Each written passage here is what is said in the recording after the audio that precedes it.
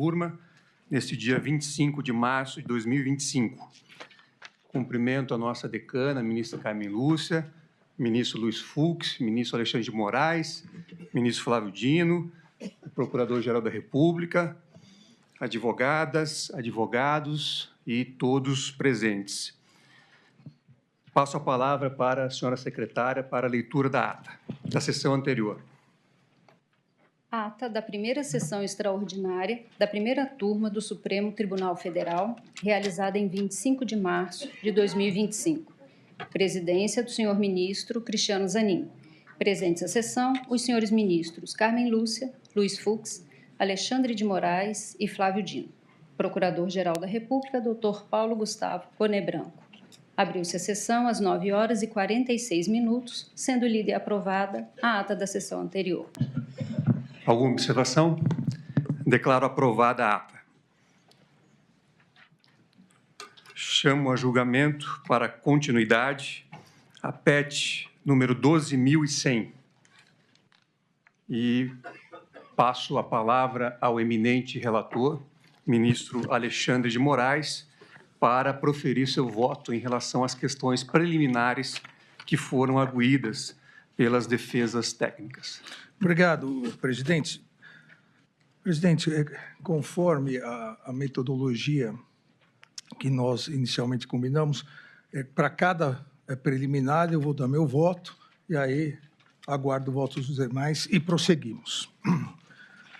Relembrando, presidente, aqui denúncia oferecida em face de Jair Messias Bolsonaro pelos crimes de liderar organização criminosa armada, tentativa de abolição violenta do Estado Democrático de Direito, golpe de Estado, dano qualificado pela violência e grave ameaça contra o patrimônio da União, deterioração de patrimônio tombado e também oferecido em face de Alexandre Rodrigues Ramagem, Almir Garnier Santos, Anderson Gustavo Torres, Augusto Heleno Ribeiro Pereira, Mauro César Barbosa Cid, Paulo Sérgio Nogueira de Oliveira e Walter Souza Braga Neto, pela prática das condutas de organização criminosa armada, tentativa de abolição violenta do Estado Democrático de Direito, golpe de Estado, dano qualificado pela violência e grave ameaça contra a União, contra o patrimônio da União, deterioração de patrimônio tombado.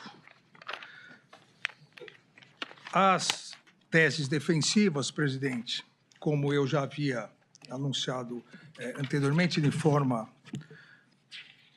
englobada, a primeira alegada pelas defesas de Anderson Gustavo Torres, Augusto Heleno Ribeiro Pereira, Paulo Sérgio Nogueira de Oliveira, impedimento, suspeição e ausência de imparcialidade desse ministro relator, dos ministros Flávio Dino e de Vossa Excelência, presidente. Não vou gastar muito tempo com isso, uma vez que agora, recentemente, em sessão plenária do Supremo Tribunal Federal, por 9-1, o plenário do Supremo Tribunal Federal rejeitou a arguição de suspeição e impedimento em relação a mim, por 9-1 também rejeitou em relação ao ministro Flávio Dino e por 10-0 rejeitou em relação a Vossa Excelência. Então, essa matéria já preclusa por decisão do plenário, afasto a preliminar. Como vota o ministro Flávio Dino em relação a essa questão preliminar? Senhor presidente, saudando novamente a todos, todas os presentes, é claro que voto em relação às outras arguições e o faço chancelando a lembrança feita pelo eminente ministro Alexandre de Moraes, que esta se cuida de uma questão já enfrentada pelo plenário e por larga maioria, 9-1, 10-0 em todos os casos.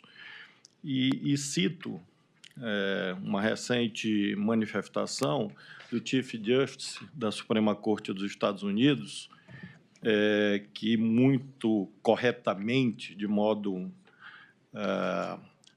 institucionalmente necessário, em vista do debate jurídico no mundo, lembrou a importância da preservação da independência judicial, da imparcialidade por toda a sociedade. Sua Excelência, conforme notícia publicada no New York Times no dia 18 de março, próximo passado, fez questão de dizer que as discordâncias quanto a decisões judiciais são normais, porém, tem exatamente uma resposta normal, que não a tentativa de, eventualmente, sancionar os tribunais e os juízes em face de discordâncias. E Sua Excelência, o presidente da Suprema Corte dos Estados Unidos, com isto, corroborou uma interessante declaração dada por ele próprio, já na condição de Chief Justice, nomeado, lembremos, pelo presidente George W. Bush, e, portanto, já exercendo há longo período este cargo, deu uma importante declaração, que, a meu ver, é muito elucidativa, em razão do que foi, inclusive, muito bem referido pelas brilhantes sustentações orais na tribuna. Às vezes, em razão daquilo que se convencionou chamar de, entre aspas, polarização, há uma tentativa de transformar os tribunais em parte dessa polarização. E eu concluo a minha manifestação reproduzindo, entre aspas, o que disse John Roberts. Não temos juízes Obama ou juízes Trump, juízes Bush ou juízes Clinton. O que temos é um grupo de juízes dedicados fazendo o melhor que podem para fazer o mesmo direito àqueles que comparecem diante deles. Esse judiciário é algo pelo qual todos nós deveríamos ser gratos. Então, inspirado nessa referência constitucional que a experiência brasileira adotou desde o alvorecer da República, é que considero que não há lastro nem constitucional, nem infraconstitucional para o acolhimento, e por isso acompanho o eminente relator. Como vota o ministro Luiz Fux? Senhor presidente, saudando também Vossa Excelência, o Luiz Procurador-Geral da República, a nossa decana ministra Carmen Lúcia, ministro Alexandre de Moraes, ministro Flávio Dino. Senhor presidente, eu também tive a oportunidade de lançar meu voto e, assim, o fazia também na medida que pertencia a vários colegiados. Quem decide essa questão é o presidente, ou então o próprio ministro. E essa questão foi decidida, o presidente entendeu que o ministro Alexandre estava no exercício da sua independência jurídica ao decidir todas essas questões, e também Sua Excelência se entendeu isento para julgar.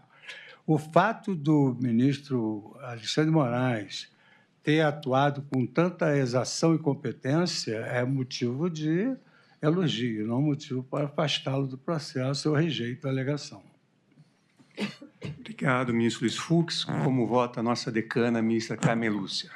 Obrigada, presidente. Cumprimento também Vossa Excelência, reiterando os cumprimentos da manhã, os senhores ministros, procurador-geral, senhores advogados, todos que nos acompanham, senhores magistrados.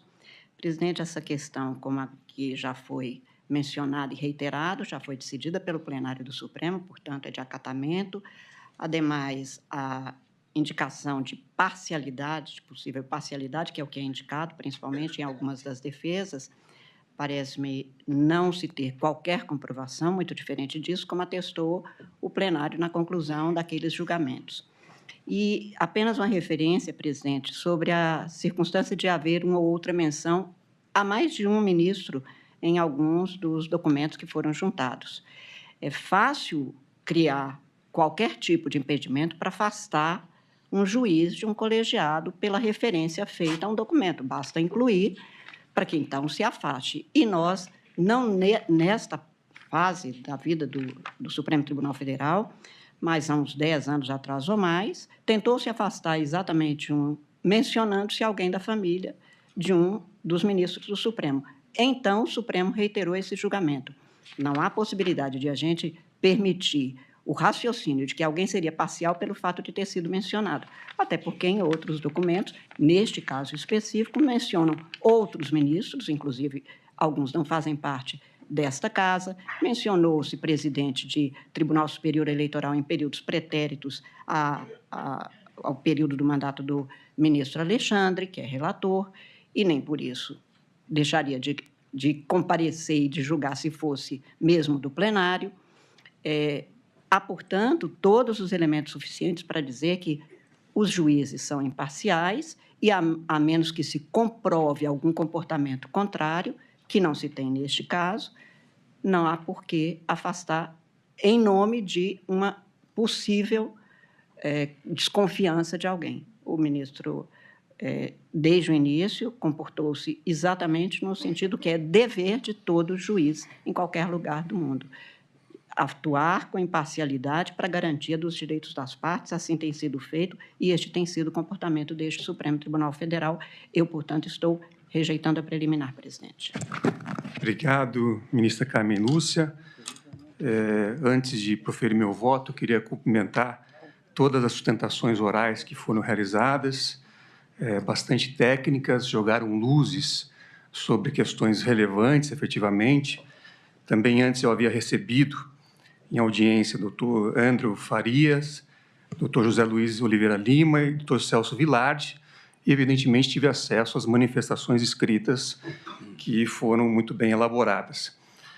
Nessa questão preliminar, eu também estou acompanhando o eminente ministro relator Alexandre de Moraes, porque entendo que a questão da arguição de impedimento, suspeição, já foi analisada pelo plenário, já houve ali a oportunidade da apresentação das informações, uma primeira decisão do ministro-presidente, que tem a competência para fazer essa análise, e depois, nos recursos, a análise do plenário. Então, não identifico realmente nenhum interesse da parte do ministro Alexandre de Moraes ou alguma causa que possa configurar o seu impedimento ou a sua suspeição, assim como também não vejo nenhuma causa que possa configurar impedimento ou suspeição do eminente ministro Flávio Dino. Então, com essa fundamentação, eu estou acompanhando na íntegra o eminente relator, a quem devolvo a palavra para